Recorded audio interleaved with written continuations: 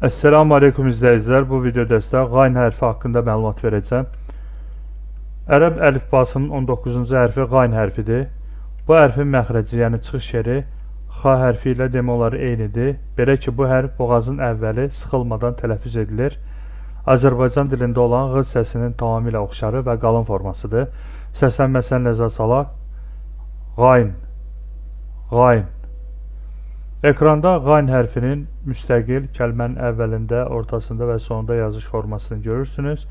Gəlin praktiki olaraq bu hərfi yazaq. İlk öncə müstəqil formasını yazaq. Struktur olaraq ayn hərfi ilə eynidir, lakin üzərində nöqtə işarəsi olacaq. Belə ki, ayn hərfi kimi yazırıq və üzərində nöqtə işarəsi qoyuruq. Bir daha yazaq.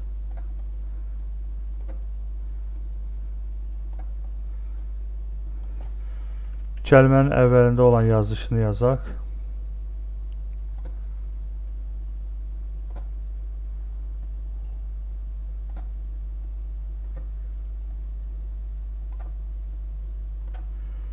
Kəlmənin ortasında isə sağdan çıxıntı veririk və üçbucaq işarəsinə bənzər yazıb üzərində nöqtə qoyub təbii ki, sol tərəfə uzadırsınız ki, yəni həm sağdan, həm soldan müəyyən bir hərfə birləşsin.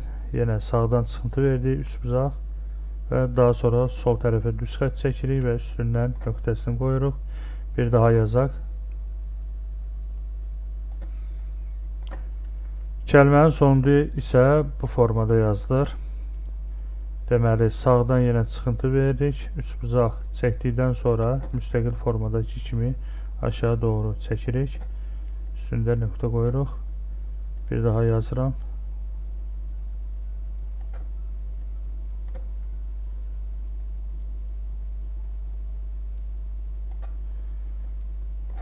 Xatırladım ki, ərəb dilli mətnlərdə çap formada içi dolu vəziyyətdə siz bunu rast gələ bilərsiniz.